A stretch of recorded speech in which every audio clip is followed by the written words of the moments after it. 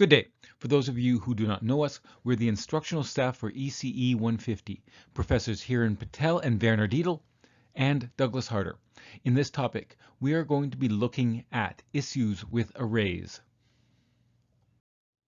So in this topic, we will review that arrays can be great under certain circumstances. However, we will see that there are significant weaknesses. They have a fixed size.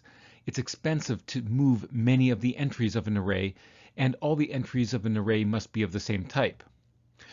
We'll understand that there must be other approaches that are, in certain circumstances, are more appropriate. And of course, that is what engineering is about.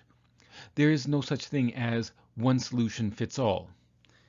In every circumstance, there may be one solution that may be better than another due to the requirements and criteria posed by the real-world circumstances.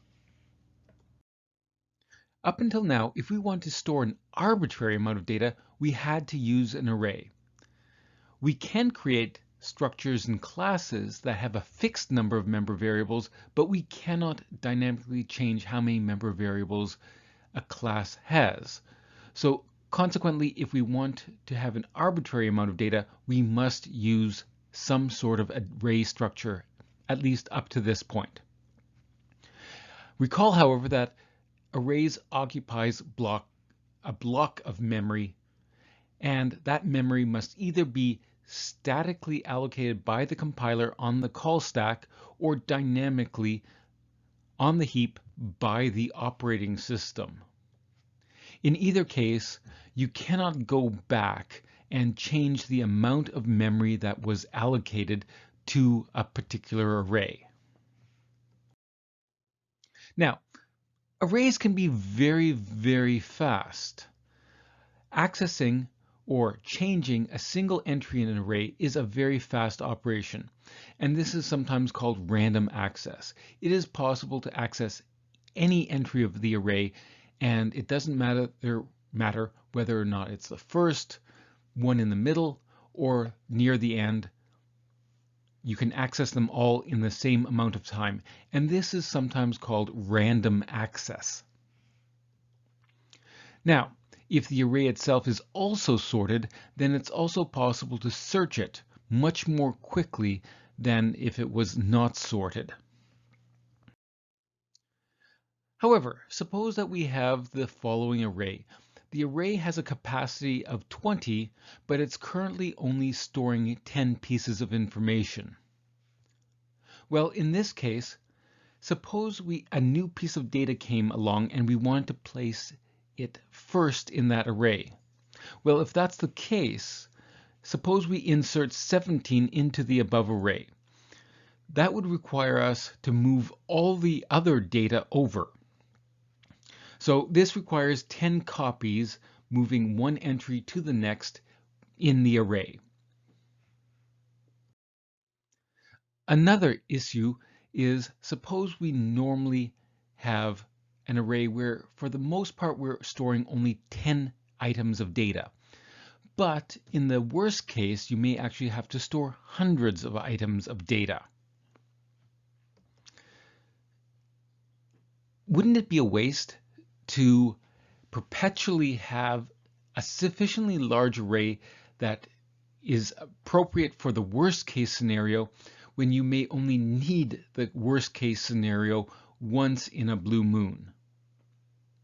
So normally you're using 10 entries of an array, but once in a while you may need 500 entries.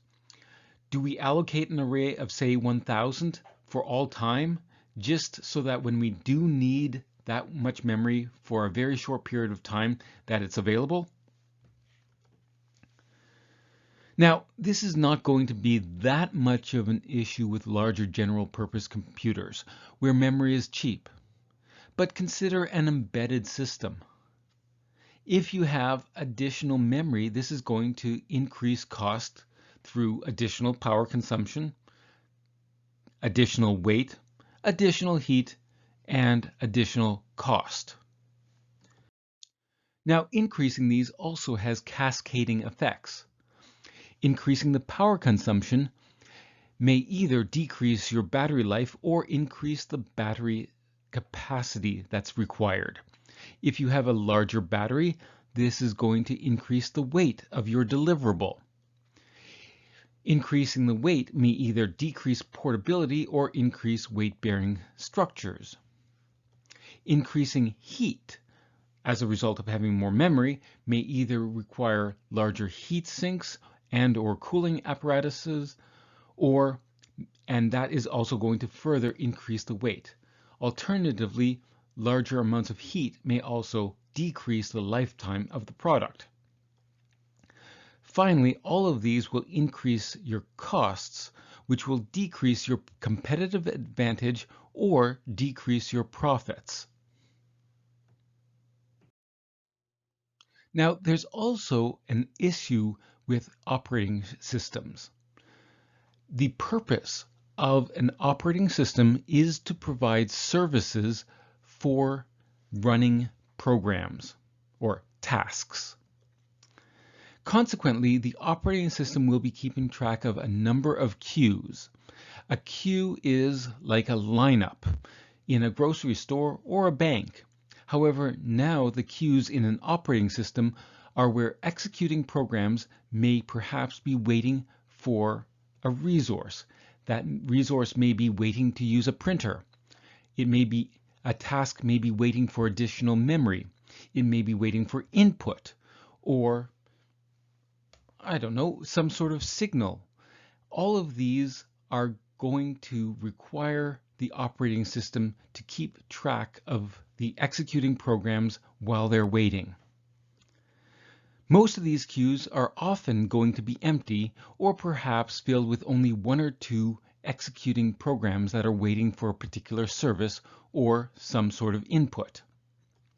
Unfortunately, the operating system must also be ready for, well, at least a maximal number of executing programs that may be waiting for a particular service.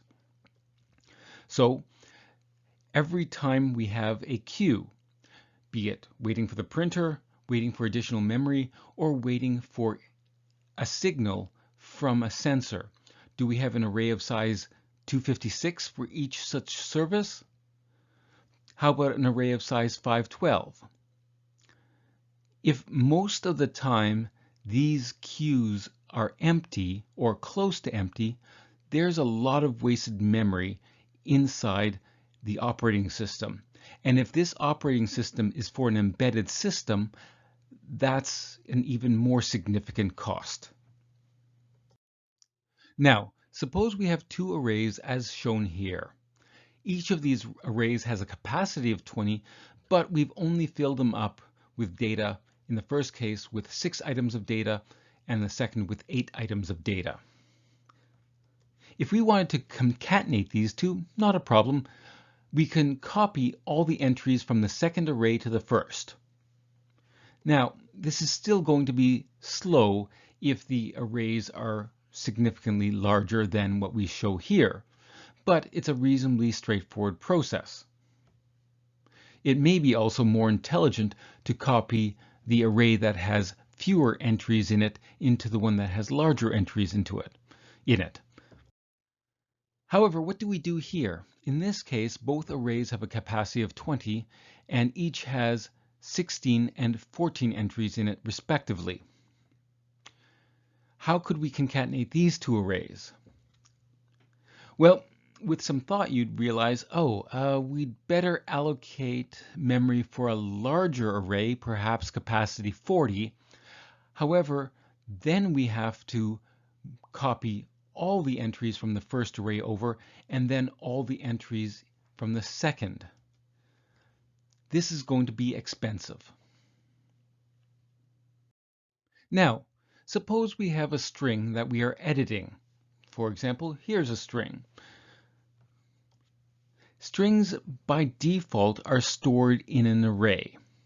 How much work is going to be required to edit in an array? Suppose we want to add one character or delete a character in this string. That may require us to move a number of subsequent characters. The same thing in your IDE. Here you are editing your code. That's going to require a significant amount of time if you start inserting characters, say, at the start of this code. So storing code in an editor as a single string is probably suboptimal, especially as your code becomes larger and larger. So consequently, whereas as a file, definitely you're going to be storing information as an array of characters in memory. But if you're editing it, you cannot store it as an array. It's simply not sufficiently optimal.